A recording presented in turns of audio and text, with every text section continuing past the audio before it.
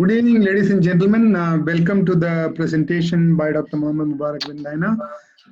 Before we introduce the speaker, I would request our chairman for his welcome address, Mr. Raj Zamani.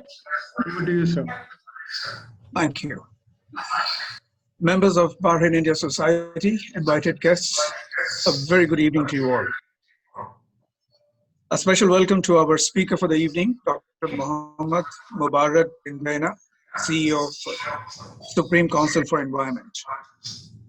Today, when for the last 10 months, the whole world is actually focused on COVID-19 and its effects on the whole global economy, I think it would be very interesting to hear Dr. Mohammed's perspective of what perhaps are the opportunities and challenges of, or let's say what perhaps are the environmental challenges that the whole world faces in general and Bahrain in particular. I think it's a very interesting topic. What I would now request is our Secretary General Madhavan to officially introduce our guest speaker to our audience. Thank you. Thank you, Raj. Friends, I have again, good evening again. I have the pleasure of introducing the speaker for this evening. Dr. Mohamed Mubarak bin Daina is currently the Chief Executive of the Supreme Council for Environment. Prior to his appointment to this position, he was the Deputy Chief Executive of the Council. This post is mandated to cover a number of national environment issues, including air quality, climate change, environmental aspects of environment assessment, environmental impact assessment, pollution control, waste management, land resources, and marine and coastal conservation. Dr. bin Daina has led delegations relevant to the Montreal Protocol, the United Nations Framework Convention on Climate Change, and various regional and international environmental conferences and summits. A double honoree by His Majesty King Hamad bin Isa bin Salman Al Khalifa, Dr. bin Daina received his PhD in Chemical Engineering from Imperial College London and earned his John University. He has also been awarded a Fulbright Scholarship by Texas A&M. His extensive academic background includes Bachelor's of Science in Petroleum Engineering from the United Arab Emirates University and a Master's of Science in Chemical Engineering from the University of Wales, Swansea. With a background in petroleum engineering from Bahrain National Oil Company, Dr. bin Daina started his professional career as a graduate assistant in the Faculty of Chemical Engineering at the University of Bahrain, eventually becoming an assistant professor and later director of accreditation and quality assurance. Dr. bin Daina has recently been appointed board member of the Education and Training Quality Authority and board member of the Supreme Council of Health. He is also a member of the following national committees: Supreme Council for Civil Defense, National Renewable Energy Committee, National Committee for Data and Information, Bahrain Building Code Committee, Emergency and Hazardous Committee. He is also a member of the Executive Committee of UNEP for Special Projects. So, thank you, Dr. Mohamed Mubarak bin Daina, for joining us. Over to you, sir. Well, thank you for having me today, and I'm glad to be with you tonight to maybe enlighten on what is the Supreme Council for Environment doing, and maybe some opportunities on collaboration between your society and the Supreme Council for Environment, and maybe to answer some of your questions regarding any of the environmental issues, either here in Bahrain or any global environmental issues you think. I prepared a presentation to share with you, and maybe it gives you an idea on what we are doing first, and then we can have a discussion.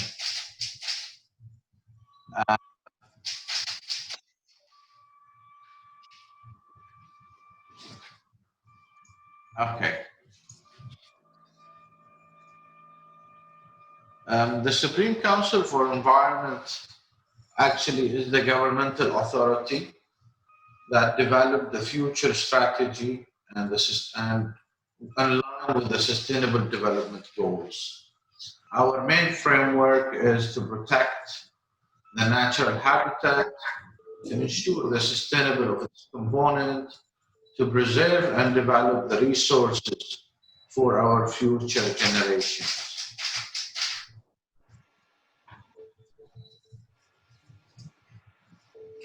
The Supreme Council for Environment clear vision is to protect the environmental main and maintain its natural resources and developing it.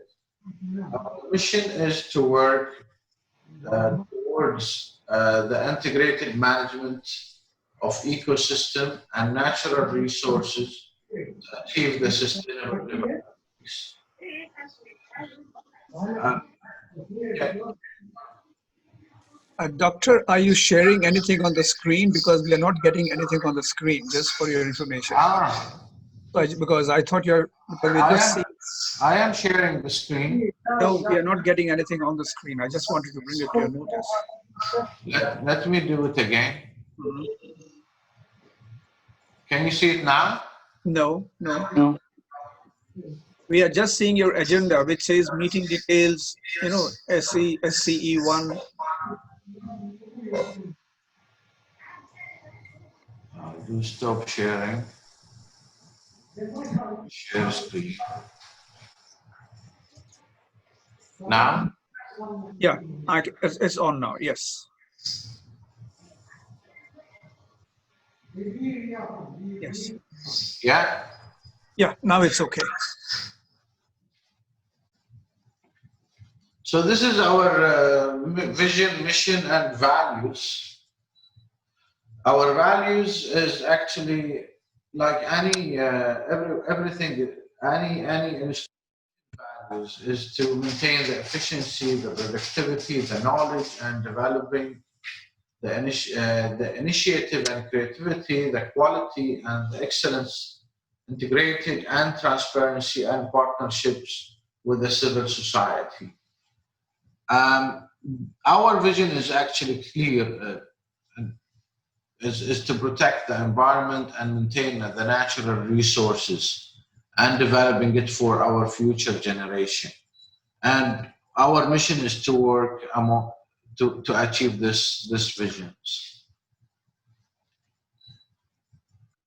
Our mandate is to issue the policies, the legislation, to control and monitor and audit, collaborate with the other public and private sector to support in all the environmental responsibilities, to raise awareness among the society, to coordinate on national and international level, to set up future environmental and sustainable development strategies in the Kingdom of Bahrain, and implement it with the help of all other stakeholders, especially all ministries.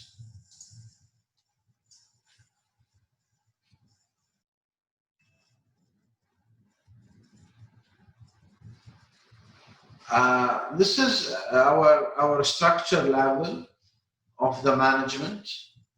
We have 6 directorates: the environmental policies and planning, the environmental assessment and monitoring, which is the main core of the Supreme Council for Environment, the biodiversity, which is controlling the ecosystems, the international relations with the finance and projects. The environmental policies and planning is actually the department that set up all the environmental strategies, either waste strategy, either air quality strategy, either dealing with the climate change as a strategy. And then based on the strategies, we set up our policies to achieve the goals. And we recently has managed to do both, to do the environmental strategy and the air quality strategy. And the biodiversity mainly concerning about the environmental or the protection areas. And you know, it is an international commitment through the Aichi biodiversity targets that we should protect our natural resources. And we managed to register 1,366 kilometers square, which is double the size of the land of Bahrain, as a protected area, which is the Herat, the North Herat.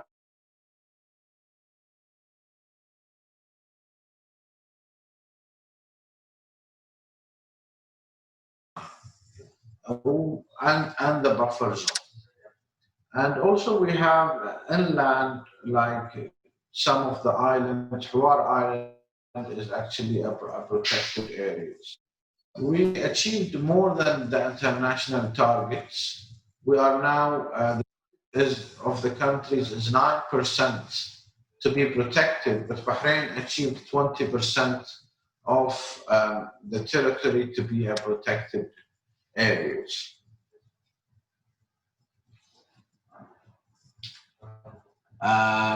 This is some examples of the protected areas we have. Al-Arin, Her Bulthama, Hawar Island, Mishtan Island, which is the land or the sea for the dogons, Tubli Bay, which is the mangroves area, Najwat Bulthama, which we have a lot of oysters for bear divings. And we protected some of the species which we think it is important for us. I don't know if you know that the Socotra bird, the biggest colony in the world is actually in Hawar Island. And the dogon were the second largest in the world after Australia as a colony.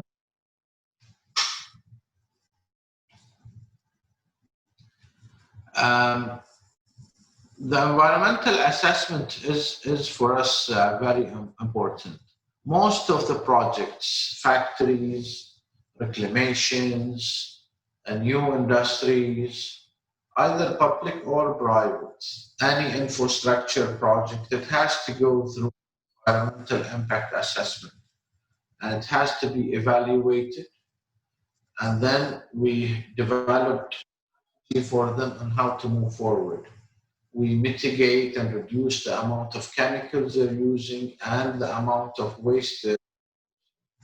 And we make sure we control the emissions to control the air, and any discharge of water, it has to be also controlled and up to our national standards.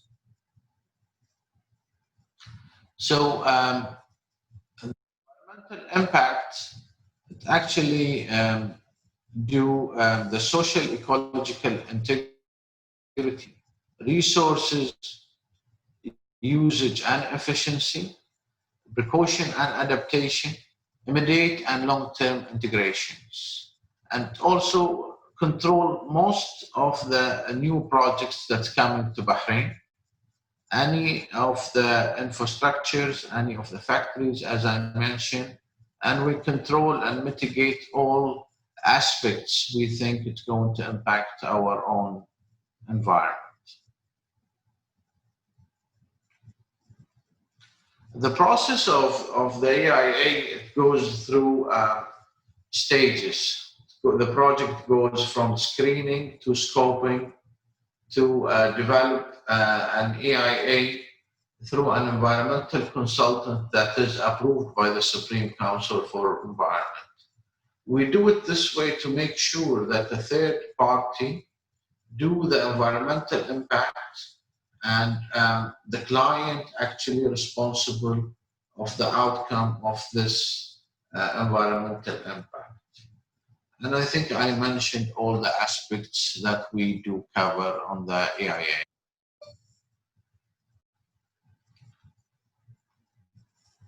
We do also manage chemicals. I receive a lot of beeps. I don't know why, but do you hear these beeps as well? Anyways, Um, we do management, the hazardous chemicals. We do have a list, either approved or restricted or banned chemicals. We have 470 chemicals that is banned. We averagely permit 10,000 permission for 50,000 type of chemicals to Bahrain. The weight of this chemical is actually 200 tons of chemical. For 2002, 51 institutions and companies that import this kind of chemical. We have to make sure that all these chemicals imported to Bahrain meet our standards, either the environmental standards, that it is not harming the environment or the people, and also stored in a proper way and used in a proper way, and it doesn't use a high quantities of waste. And if there is any case of waste, how are they going to deal with this type of waste? Ozone, I think everybody knows what is the ozone issue is. And I believe this is one of most important international treaty that achieve the goal. Hopefully the international treaty for the climate change can achieve what the ozone treaty has achieved. The ozone came and the hole in the ozone was due to usage of the chemical like the CFCs, the chlorofluorochloride. And then the world decided to ban this chemicals, and all sectors went into the alternative under the umbrella of the international treaties. And now we're using the refrigerant, which is the HFCs.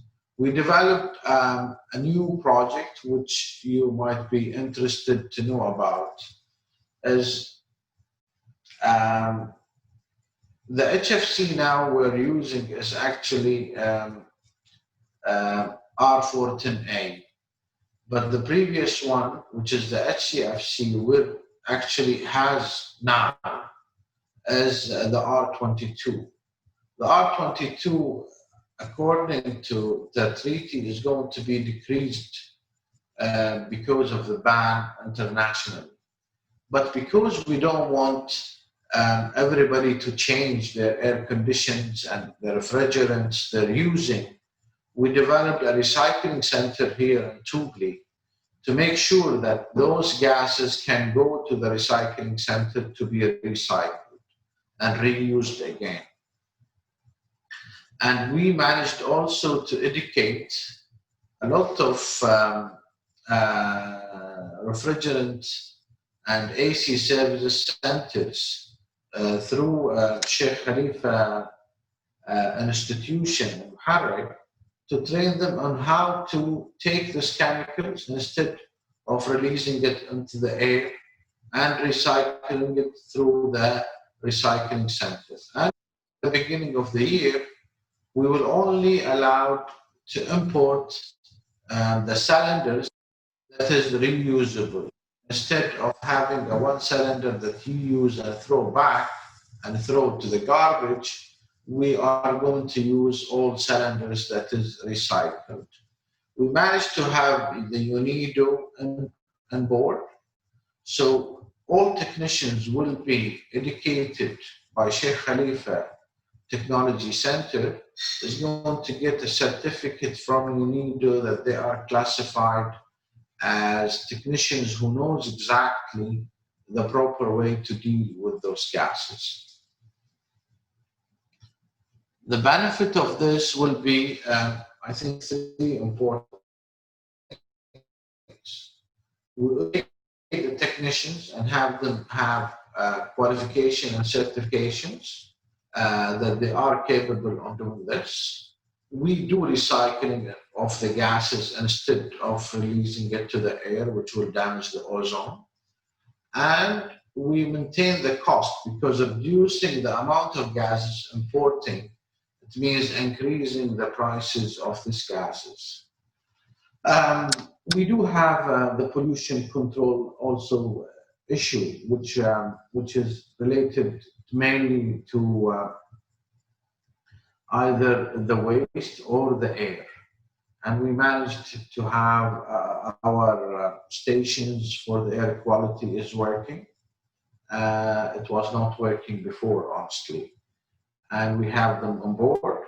And we've developed an online monitoring system for any chamber that produce emissions to make sure that everybody is compliant with the air quality control. And we're now moving through a new strategy to put more stringent and regulation towards the emissions that we will allow for the industries. With the help of the government and all sectors, I think we can achieve the goals. Waste, we're actually looking at, we have finished from moving from the single-use plastics to a biodegradable single-use plastic bags. Now we're moving into another sectors. Let's go. We're starting with the bakeries. It's all going to be plastic-free. And we will move into the size of the bottles to regulate the sizes of the bottles. We believe the smaller the sizes of the bottles, the more we produce plastic bottles. And we need to minimize the amount of plastics we're using. The e-waste, the electronic waste is something new we're working on. Everybody has phone, everybody has a PC, and where we take it after we have done with it. Until now, it goes to the landfill, and we believe it is a valuable materials that could be recycled. What we are doing now inside the government is we formulate a methodology that all electronics belongs to the government. It goes to and tendered to the electronic waste facility, electronic waste recycling facilities. And we're encouraging all private sectors to do the same. And we're on the process to regulate it in a way to reduce the amount of waste that goes to the landfill. We in Bahrain, I believe, have huge quantities of waste goes to the landfill. 5,500 tons per day goes to the landfill. And we have a limited size of the landfill. The municipality has worked on some of the projects, either the demolished waste recycling now they're doing, but the tire and I believe we have to have more initiatives to work among this to achieve the goal of reducing the amount of waste. Hazardous waste is our own mandate. We have Hafira landfill. We are minimizing the amount of waste goes to Hafira. I was today and with them to reduce the amount of the SPL that they are producing, which is around 28,000 pounds per day. And they managed to develop a recycling facility for this. It was classified as hazardous waste before. Now with our collaboration with them, we managed to recycle into non-hazardous material that could be used as a raw material for cement industry and for roads. And this is what we are concentrating on. We produce a huge amount of license every year, even either services or garages, or I think we produce around 3,000 to 4,000 license per year, which we believe it's It's a huge. The sectors we approved actually um, is the industrial projects, onshore and offshore infrastructure projects, um, petrol station, oil exploration, marine sand dredging, marine reclamation, jetties, hazardous materials, all the materials management, the trading of CITES, which is related to the species. Any species will come to Bahrain or leave Bahrain, it has to be under the CITES regulations. Even the product oud, oud oil, any bags with the croco, shoes, all this has to go through the process of CITES. CITES concept is actually to regulate the smuggling from the countries. Any species that is rare, the country that they don't allow it to be smuggled and goes to another country, any receiver has to have an approval from the country of the sender. And this will control the smuggling of any of this species. Radiation is one of the main issues we actually concentrating on. We have 5 stations in Bahrain under our supervision, control and monitor the radiation. We know that we live in an area now with nuclear power plants. And any leakage from this power plant can be very dangerous to us. So we have to make sure that we are aware of any higher radiations.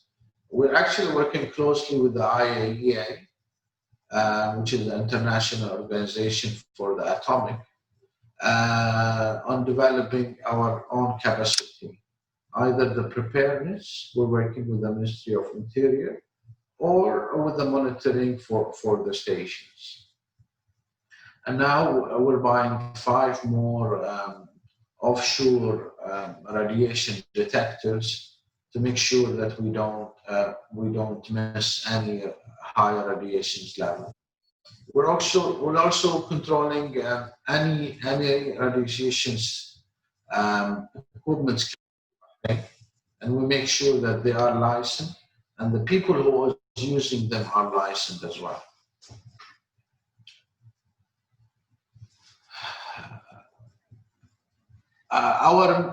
Our meeting with you today is actually within the scope of how we can get involved the civil society and the NGOs to raise awareness among the society of the importance of environment and how to educate our kids. We do programs for our kids in the schools, but not now actually with the COVID. But we're doing education every day in schools to educate the kids of the importance of environment and how to raise the awareness. We do a lot of activities, either cleaning of the beaches or helping the civil society in collecting plastics, and any initiatives you think you want us to be involved and help on this, we're very keen to do that. I finished my presentation, and if there is anything that any questions, I'm really willing to answer. Thank you, Dr. Mohamed, for sharing with us what the Supreme Council of Environment is doing for Bahrain. Seems very interesting and laudable, I would say. I have a couple of questions, perhaps before everybody starts asking questions. I feel a lot of people have the same problem that I face, or we all face. One is the disposal of batteries. What does one do? We are all becoming conscious citizens. We try to segregate our waste. try and do our best, but there is no specific place for disposal of batteries. And I have a mountain of batteries at home, just because I feel bad to throw them anywhere. Or rather, my wife does not allow me to throw them anywhere. Let's put it correctly. Now, the second thing is electronic waste. All companies have computers, which become outdated. Now, you said a lot of them are used for landfill, if I heard it correctly. But how do we dispose them? Is there an agency who can come and take them from us? So these are the two questions as far as disposal is concerned. And then I would like to ask you about the Paris Climate Change Agreement, which Bahrain, I believe, is a signatory. Correct me if I'm wrong. If they are, what are the goals? What are the main goals that were set by Bahrain, and what have we achieved so far? Thank you. Thank you for the questions. I think our main issues with all waste is two issues. And the separation of the waste itself, electronic or waste or food or plastics. The segregation is an issue. That's why now the municipality has done a part in Nabi Saleh to start educate people on the segregation of their own.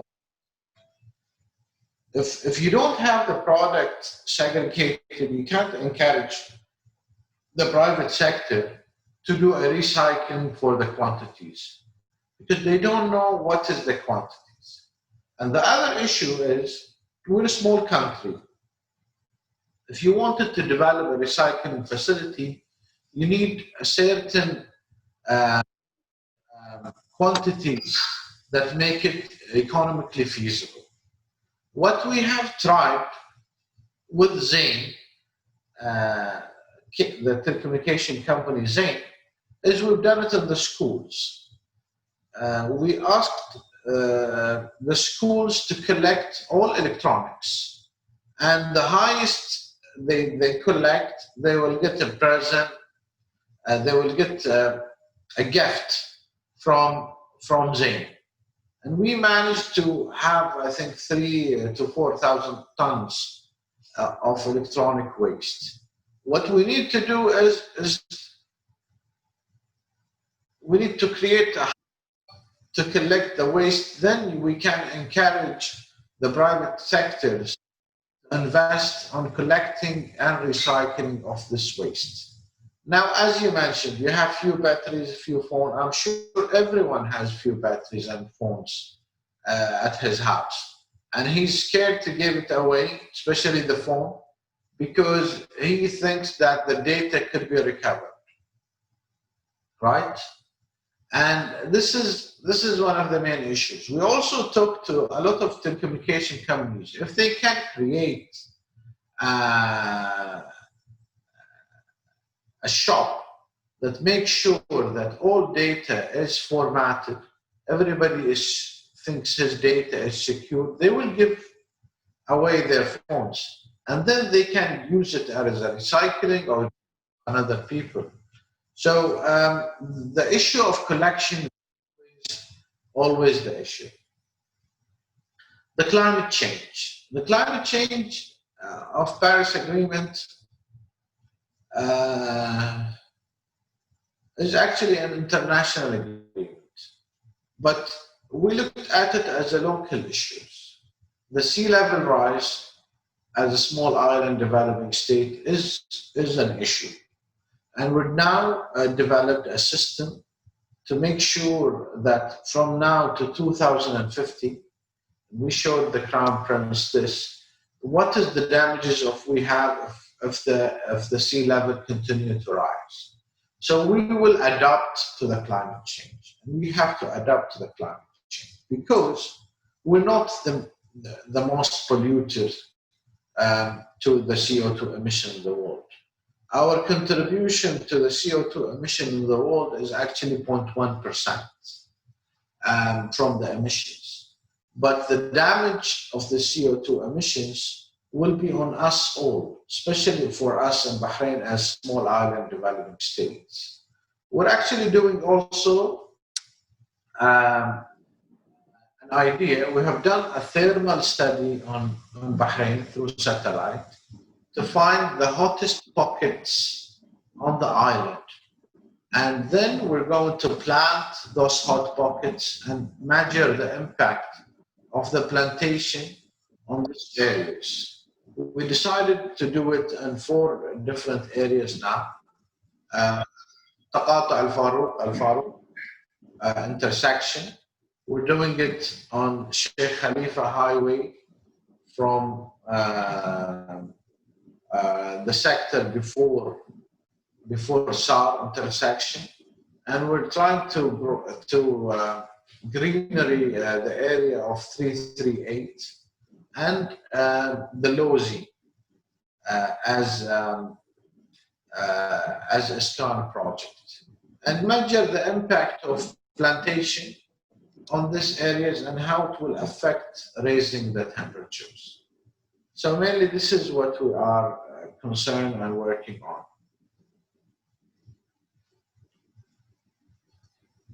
Thank you. Madhavan, if anybody else has any questions, perhaps you can read it on the behalf. Yeah, there is one question from Mimi Yusuf.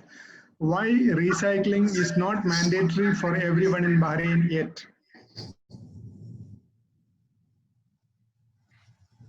Mandatory to whom? Why recycling is not mandatory? There is too many different wastes available. We do have some good practice. You know, now the oils of the cars, the used oil of the cars, because we do have 5 recycling facilities, it has a values now. And I believe I see Khalid Zayani, he is with us here. And he knows that all garages now collect their own oils, and companies comes and buy these oils because they find the source of the material. If you find the source of the materials and you know exactly how much materials you have, it's easier to develop a recycling facility for this material. And now, I think the drum of oil, used oil from all garages is actually 26 PD per drum. So no one is going to throw the oil into the sewage anymore. So the collection is the issues. Car batteries has recycling facilities. Now some of the companies working on tires, and it's an area for investments.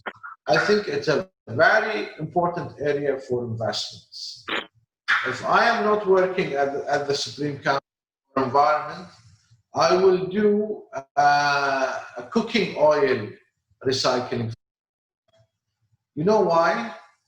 Because everybody is throwing their cooking oil into the sewage, while you can do a biofuel easily by a little services, a little process for this cooking oil.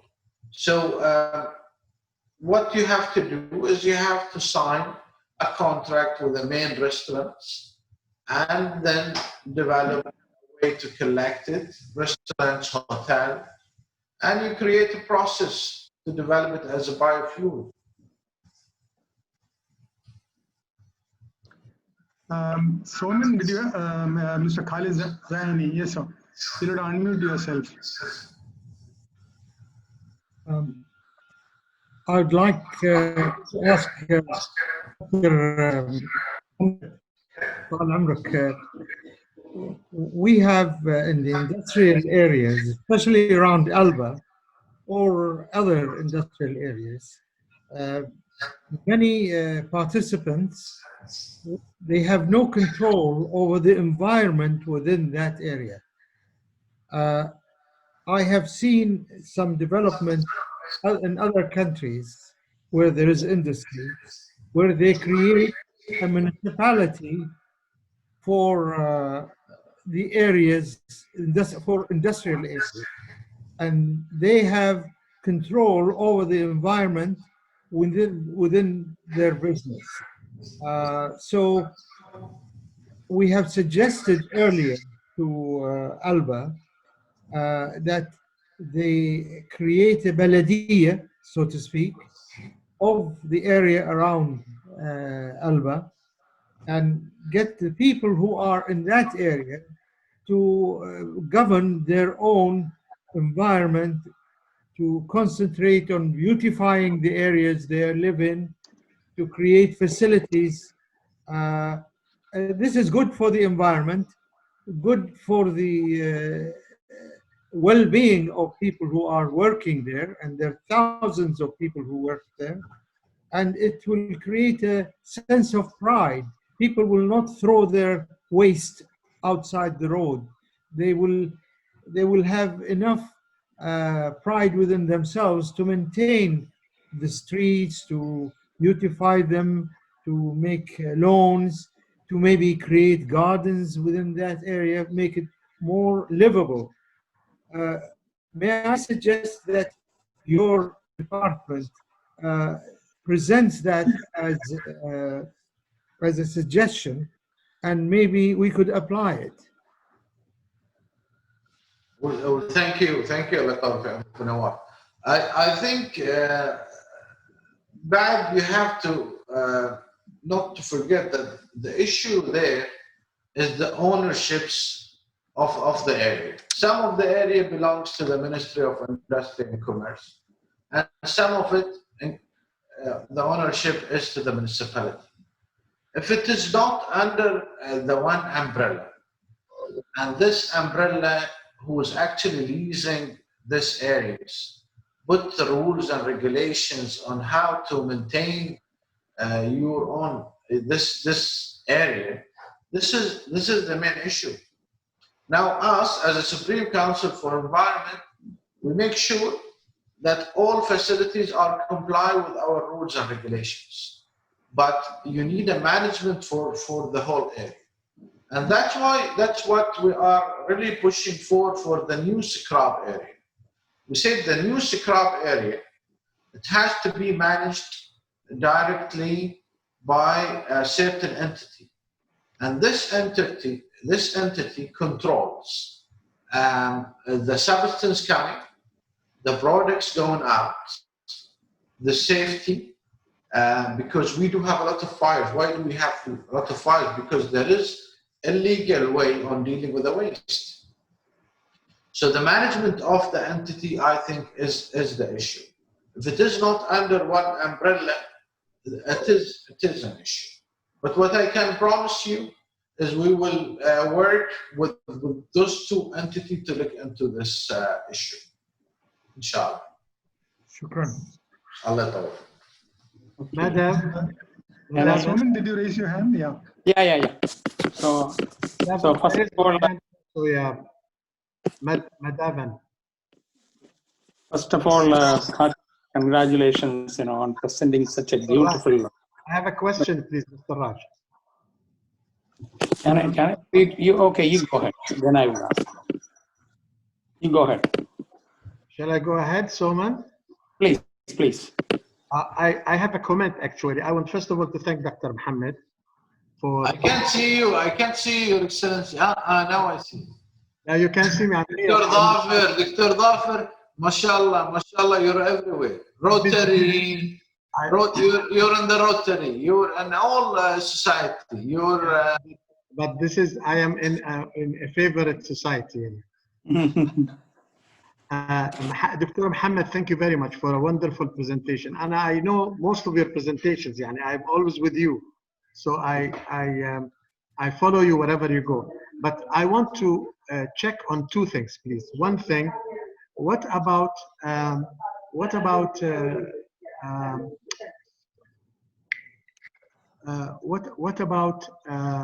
for example, we talked about that you have presented a strategy to His Royal Highness Prince Salman regarding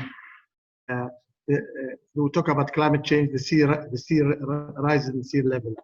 How about can we do something like they're doing in Europe? I don't know whether it is Holland or Denmark, one of them. They raised they raised some walls to protect the sea from invading Bahrain and covering Bahrain, and then in the future, طبعا. So we need to prepare slowly but carefully so that we can avoid a crisis in the future.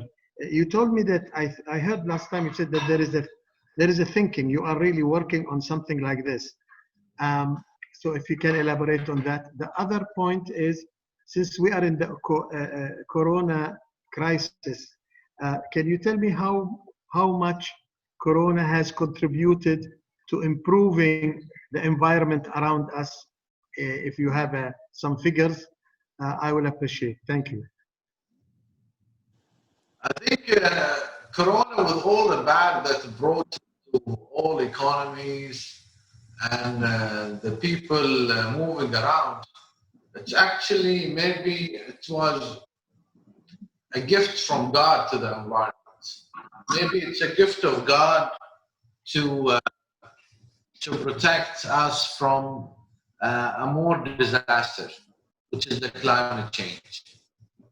The climate change, as you know, is going to be happening because of the increasing of the temperature, and the increasing of the temperature because of the increasing of the CO2 emissions. During this period, the CO2 emissions has reduced a lot, especially in areas where there's a lot of cars and areas with a lot of factories. A lot of factories has reduced its works. So, and raising the temperature, you know, it will melt all the ice, and that's why we're going to all have flooding.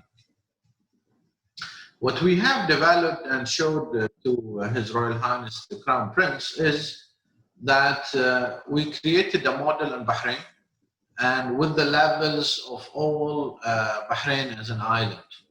And we have allocated all facilities. And we showed him that what facilities is going to be damaged if there is any high of 0.5 meter increase by 2050. And we haven't decided by 2050 because of nothing. It's all the studies that has been done by the IPCC, which is the IPCC is actually the academic arm of the UNFCCC, the Climate Change Convention. And all the professors on the IPCC saying that by 2050, for sure, we're going to have half a meter increase. So we're showing all the affected facilities. And now we're going to do an adaptation for all these facilities. How are we going to deal with them, each of them? And at least we know exactly where are we heading and how are we going to deal with all the issues we have. Holland is actually a different case. Holland is actually below sea level. They are below sea level. We have an areas here which is below sea level on the bottom of the south, and they are full of floods now, especially on the moon, depends on the moon. So what we will do is actually make sure, inshallah, by 2015, أنا وأنت حيين دكتور, and all this will be, inshallah, mitigated. What was the other question? The other question was about one, the environment, and the other one was the sea. I think you answered both questions here, Dr. Mohamed. Thank you. Okay, thank you, sir. Thank you. Okay. Thank you. It's a question, Mr. Talal Manai wanted to ask a question. Mr. Talal, if you could unmute yourself and talk. Mr. Talal Manai, are you around? Okay. Okay. Okay. There are several other questions, and can you already talk? Can I give chance to others before you No, take again? I did not talk. I did not talk. Okay, sorry. So I just want to congratulate you on that comprehensive presentation you made. My question is on the waste management. You are talking about 5,500 tons per day is by municipality collecting and disposing it and recycling it. What about the medical waste management? These medical facilities, there are so many hospitals. They I are think, now, sorry to interrupt. Yes, sorry. hospitals are on the increase, and they are doing something to do with the medical waste management. Is there any way we can separate them and do it as a different way, that it will not come as part of the 5,500 tons? Or I don't know whether it is the same with No, 5,500. this is what I want. I want to assure you that the Thank medical you. waste is actually separate from any municipal waste. And any medical facility in Bahrain actually have their own recycling facility. They have to sign a contract with one of the registered municipal facilities that is approved by the Supreme Council for Environment. It is a requirement between us and NEHRA that any medical facility has to have a contract with the recycling facilities. So this shows if you have the raw materials known and you know it is segregated and separated, the assessment on the recycling is easy. That's why we do have 2 to 3 facilities of medical waste now. The quantities is available, the recycling facilities is available. You just managed by law. What we have done is legislations that make sure that they work together. And this is an encouragement not just to deal with the waste, it's an encouragement also to develop the private sector dealing with the medical waste. So you protecting the environment and helping the economy. Okay. There's a question. What are the plans on SCC's priority for 2021? I couldn't hear the question. What are the plans on the of the council or as the priority for 2021?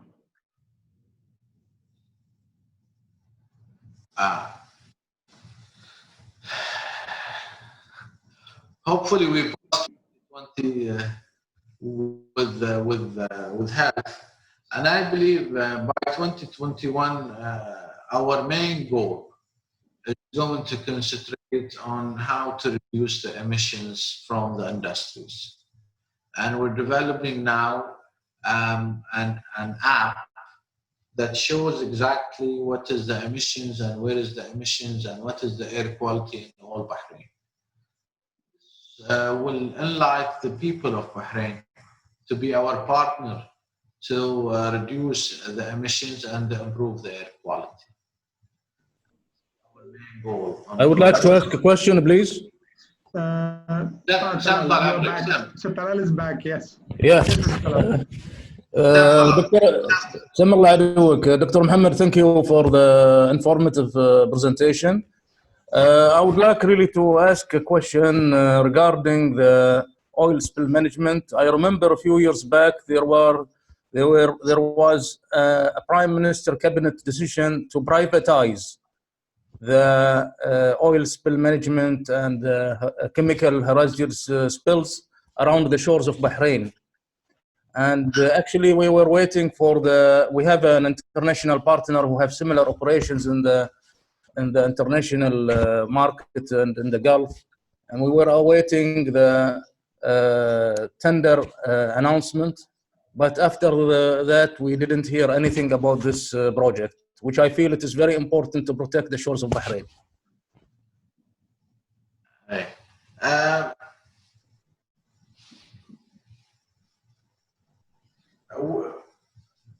I don't know how to put it for you, but we've done this already. What we have done is actually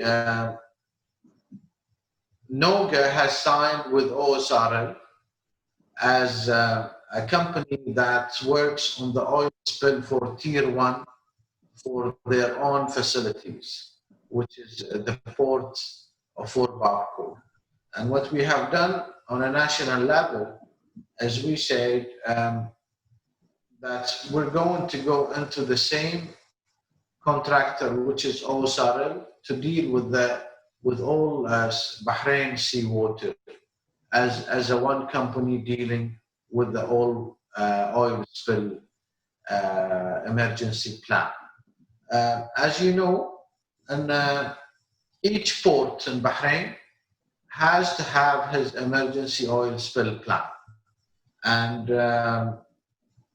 each of them has the chance to hire whoever wants to have as a company to deal with his emergency plan, tier 1 or in tier 2. But in tier 3 is our own responsibility as the Supreme Council for Environment.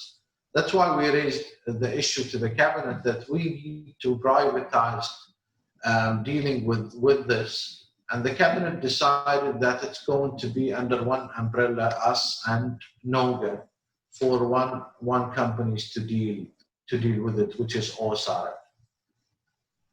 Is there any plan to do it, to give a chance for other contractors to bid? Actually, we're going to be with whoever BAPCO and NOGA is going to decide. So the tendering will be from BAPCO and NOGA. Thank you, Doctor. And there's another question from Mr. Kaimethi. Is there a possibility of having a single authority in Bahrain who is in charge of the whole waste processing rather than the three existing now Ministry of Health, the Supreme Council of Environment, and municipality? I think each entity has their own mandate. The Ministry of Health is not dealing with the medical waste anymore. We're dealing with the medical waste as Supreme Council for Environment. We are dealing with medical waste, and we're dealing with the hazardous waste. Plastic waste is actually considered from Basel Convention as hazardous waste. That's why we're dealing with it now. So the rest is with the municipalities. Okay. There is a question from Raji. But it is a very good question. It is a very good question. Yeah. Another question from the model you presented to His Royal Highness. I see Raji here. Where is she? Raji is here. Actually, this is Raji's question. Which one? I'm going to read it now. From the model you presented to His Royal Highness on sea level rise, could you please highlight the main impacts as identified? Again, please. From the model you presented to His Royal Highness on sea level rise, could you please highlight the main impacts as identified? We're just started. We just identified the level which we're going to consider as a target to 2050, and now we're developing the plan on how to with these targets and identifying the entities. We're on this process, Raji. Thank you, Doctor. Thank you so much. Raji, but tomorrow news will be not so much flashy. It's not for tomorrow. Don't worry, Doctor. It's not for tomorrow. Okay. Thank you. Raji, wanted to ask Your Excellency, thank you very much for that very informative presentation. You did not mention anything about the mangroves and what is the status, and anything that can be for the private sector. How can the private sector tip in, and any such suggestions regarding the mangroves? No, I'll tell you something exclusively for you, but promise me that you will publish it. I think yes, Tubli is going to be concentrated on, based on the instruction of Royal Highness the Prime Minister, with the support of His Royal Highness the Crown Prince. We know that there is Tubli is a polluted area, and the pollution is actually has so many reasons, and mainly the sewage plant is the main contribution to Tubli Bay. So what we believe and developed a way to deal with Bay is to increase the flushing of Tubli Bay. What will happen is we will open Ma'amir channel and also improve the hydrodynamic of Tubli Bay to improve the circulation of the water. You know the expansion of Tubli Bay it needs another 2 years. The expansion is going to be from 200,000 meter cube into 400,000 meter cube. So we believe by the end of this project, when it is done, there will be a huge improvement on Tubli Bay because there is no overflow going to go to the bay. But from now until the 2 years, we believe if we increase the flushing of the water, it's going to improve the water quality in Tubli Bay. Regarding the mangroves, I think we've done a good job. Now we are have a nursery and we're planting, I think, from 2,500 plants per year into 3,000. We have a collaboration between us and OPCO. We're developing a new nursery to plant 10,000 mangrove plants per year. And we're distributing it everywhere, Arad Bay or even in Tubli itself. We're working on develop the mangrove area on Tubli Bay as well to make it as a visitor center and a nursery for mangroves on the same time. There's a question from Mr. Fawaz. On the 13th of the month, we plan to clean up Karzakhan's nature. Any tips to reduce, stop the public from littering? Any feedback is welcome. Again, please. On the 30th of this month, we plan to clean up Karzakhan's nature. Any tips to reduce or stop the public from littering? Oh, that's good. He's going to, if there's anything we can help, we can help. He's going to do what? He wants to clean the Karzakhan. We will help him. We will help him to clean and we can bring another society, NGOs to help him to clean. Assalamu alaikum. Alaikum assalam. Dr. Mohamed, how are you doing? Allah Yassalmik, I can see. Well, here. Thank you for that great and informative presentation. I'm glad to be here. And yeah, so I was just wondering, so there's a group of us who go out and they clean the beaches and they do a very wonderful work. But then again, over time, perhaps the public tend to make the place, you know, filled with litter again. So I was wondering if there is any tips that we can reduce this. What do you think? أنا يعني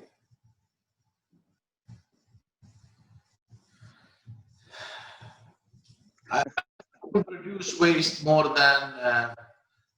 than even the average way of producing waste in the world.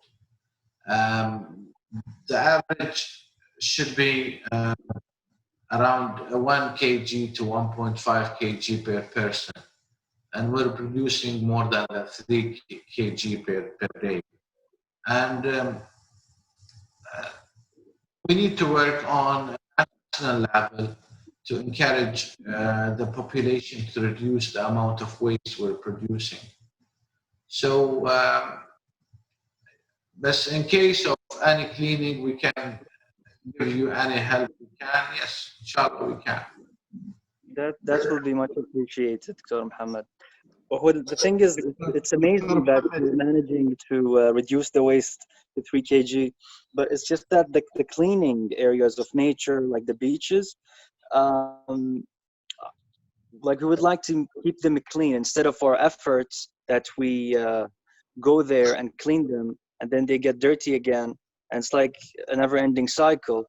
I was just wondering if there is maybe a way to stop the That's- cycle of Actually, the polluting responsibility again and for again. this, the responsible authority is actually the municipality. But we're doing it from a perspective that we get everybody to help protect the environment. But the responsibility of the cleaning is for the municipality. دكتور So محمد I offer you what I can do. Yes. دكتور محمد Thank you. اسمح لي just to add to what you said. I think the responsibility goes to Ministry of Education. Really, the people in Bahrain have to be educated since they are from their kids until they grow. If the culture does not change, no matter how much you clean the beaches, it's a hopeless case. Not even your department or even any other department, the municipality can do something about it. The people have to believe that this is their responsibility and they don't throw this on the government. Thank you. There is a question from Ms. Amira Al-Kataf. Ms. Amira, would you unmute yourself and ask the question, please? Yes, sure. Good evening, everybody, and thank you, Dr. Mohamed, for this informative and so interesting topic or session. I do agree very much with Dr. Dhafar, who said he will follow you everywhere. I will follow. I think all of us will follow you everywhere because your topics are so interesting, really, and really matters to every one of us as we are all living on this beloved island. Doctor, my question is regarding to public's awareness of all the issues that you have, the environmental issues that you have mentioned. I do believe that people still need to raise their awareness, actually. So what are the current plans, or the current strategy or any future plans to raise people's awareness to reduce let's say the negative effects, or to let them know that they are really they have to take some of the responsibility of whatever is going on now, and it is I do believe that it is let's say all those environmental issues, they need solidarity from all sectors, from it's not just the government's responsibility. It is public, government, and individuals as well as the parliament also. So parliament's issue, as I work for the parliament. Thank you very much again. Thank you very much, everybody. Thank you, sir. There's a comment from Mr. K. Mithik saying that for cleanup support, you can contact me on 36180619. It's in the chat box. If Mr. Fawaz would like to note the number.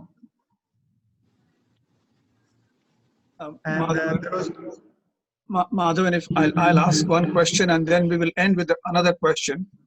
Okay. The session. Dr. Mohamed, given the size of Bahrain, we know that there is extensive land reclamation going on. We know that land reclamation has its own effect on the ecosystem around it. And we know that the land reclamation has been very large over the last few decades in Bahrain. Are there any plans to limit further land reclamation? If so, when and how much? That's the first one. And the second one is places like Jufair have become literally a concrete jungle.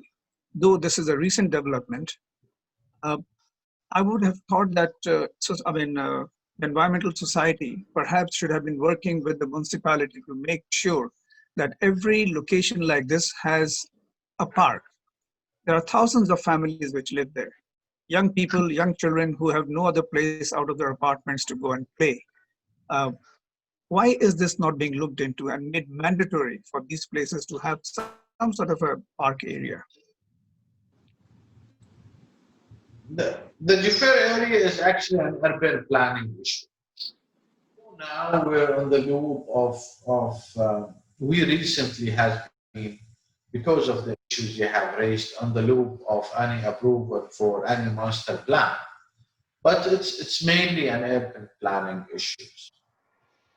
But regarding the reclamation, I think you're absolutely right, but we also have to do the balance between protecting our ecosystem with our national growth.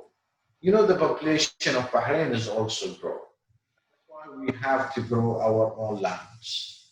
And but what I can assure you that all information goes through the process of the environmental impact assessment. And we do actually not just monitor the way that the area is reclaimed. No, we monitor on a daily basis on where is the sands come from, and how does it come from, and what is the impacts of this sands. So it is a must, and it is happening because of an economy and social economy.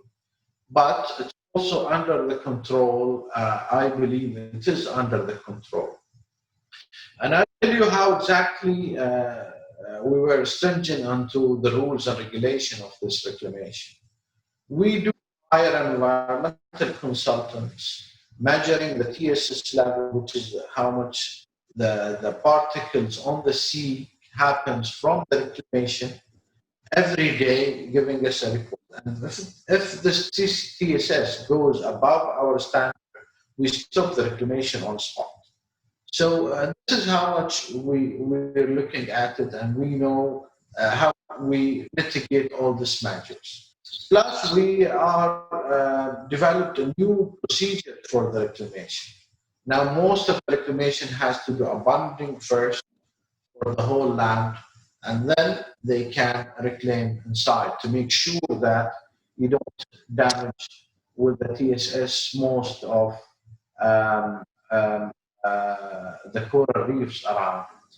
And we make sure that this reclamation doesn't affect our fisheries. So the fishery department, the agriculture department, the municipality is actually consulted before this to make sure we're not damaging the fishery and the fish reserve.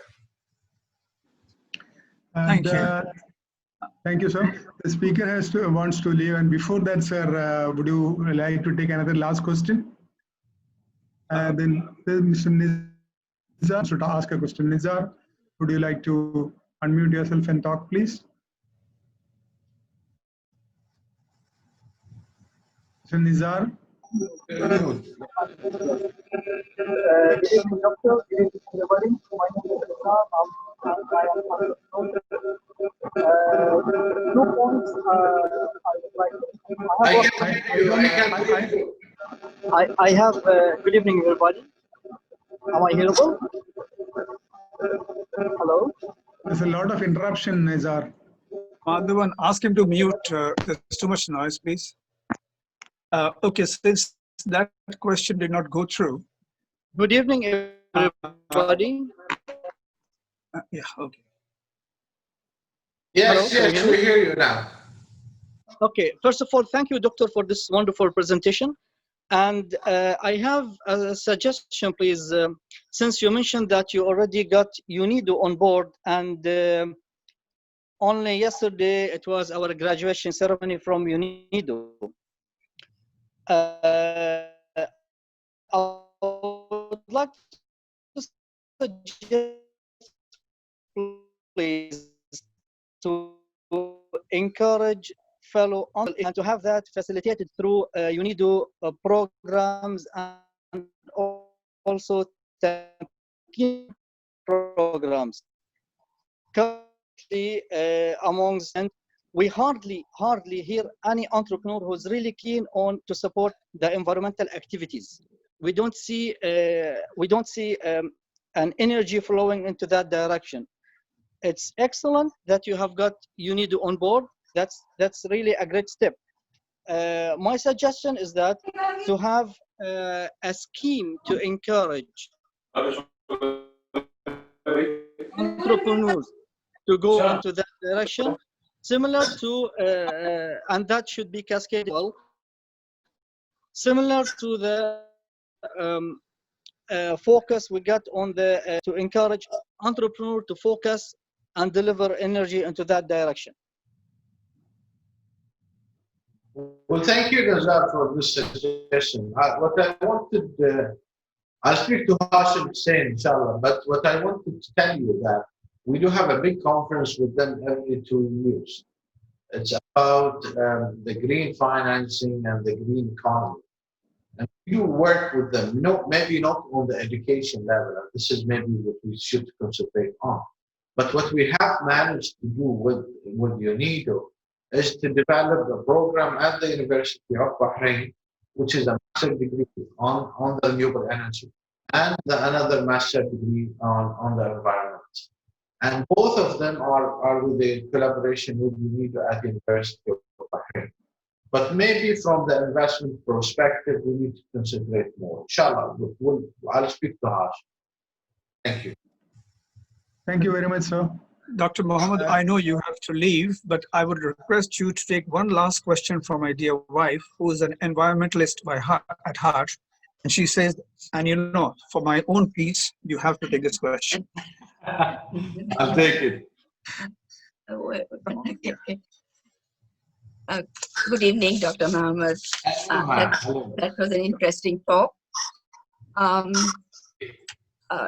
You know, the vision and the mission statements of your council, the Supreme Council for Environment, is very admirable, no doubt.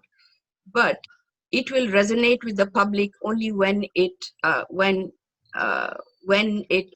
benefits the public in the way that, in the sense that it makes life better for everyone.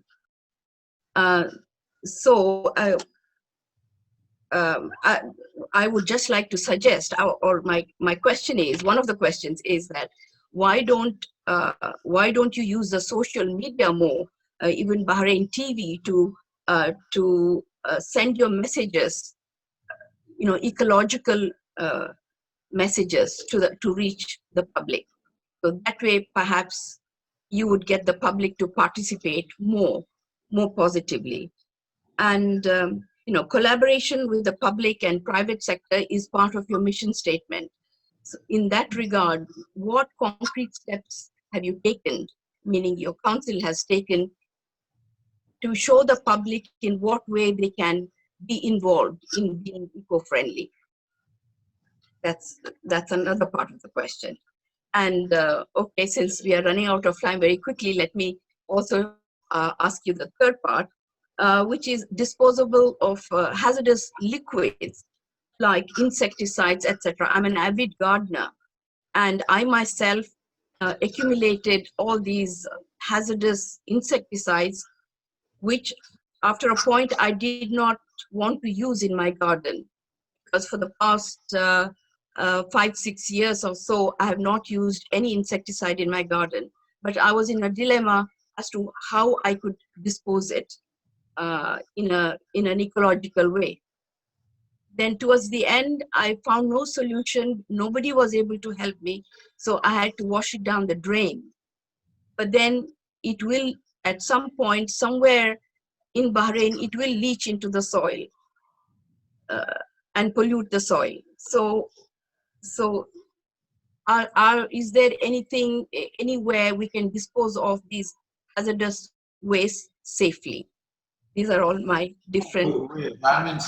We don't do it ourselves, but we do have a lot of companies that are dealing with the recycling of the especially the chemical wastes.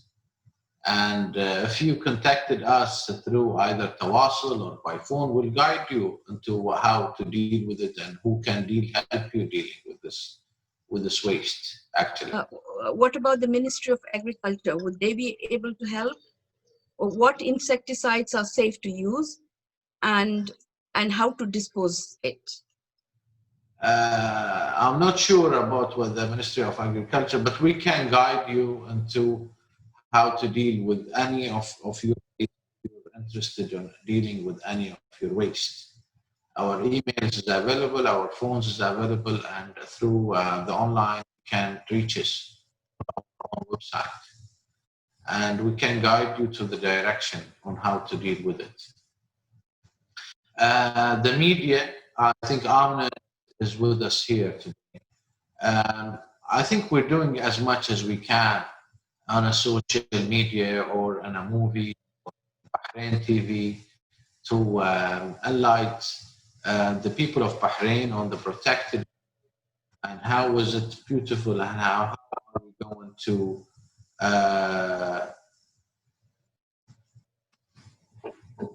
thank you, Raji. And how are you? How are and I'm not sure what we can do more, honestly. If we can, I think everybody is talking about the education. I think our young generation is more educated on how to protect the environment and how to deal with the environment and what is and somebody I think asked me, instead of doing cleaning, we have to do something on enlightening the people on the importance of dealing with the waste. Actually, cleaning is actually going with the kids. We have Clean Up Bahrain. I think they offer to help. Clean Up Bahrain, we participated on 8 events once on the same day on cleaning, and this all with young generation, either Bahraini or expats. Those kids will be the ambassadors to the people to tell them to stop polluting. We can't knock every door to tell them what is their duty and what they should do. What we can do is make them part of the cleaning so they can feel the damages that the population can do into the environment by throwing their own waste.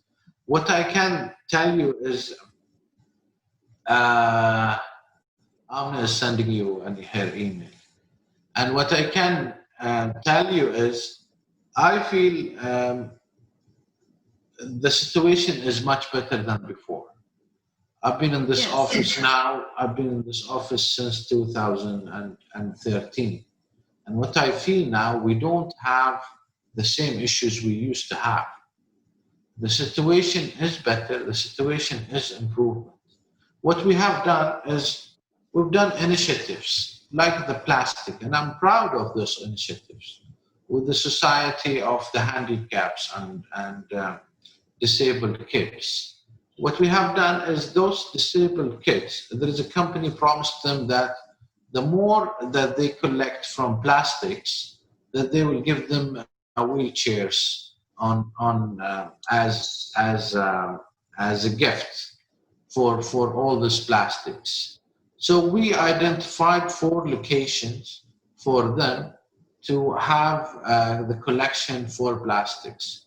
People were motivated because they wanted to help the kids to get the wheelchair, to take their own plastics into those litters and locations. And we still have this initiative going, and it's doing very well. I think the motivation for the people to be part of doing something good will change the society. But what I can tell you is, actually the society is changing, and it gradually is changing. But we're not expecting too much change. And it's not rules and regulations and policies and using force that will always work into achieving the goals. I think getting the society involved on helping the kids and helping the society, doing cleaning with them hand to hand, is going to do these changes we want. Yeah, one of the best ways to do it would be to introduce environmental protection as a part of school curriculum. Wouldn't you say? Believe me, we tried with the Ministry. Thank you very much. I don't want to speak anymore. Thank you very much, Doctor. We had a very, very informative session. That's why everybody has been on and asking you questions. Hopefully, we will have a part 2 of this very shortly with you. Inshallah. Thank you for having me, and I wish I answered everybody's questions, and have a good night. Thank you. Thank you. It's a pleasure having you. Thank you. Kamallah.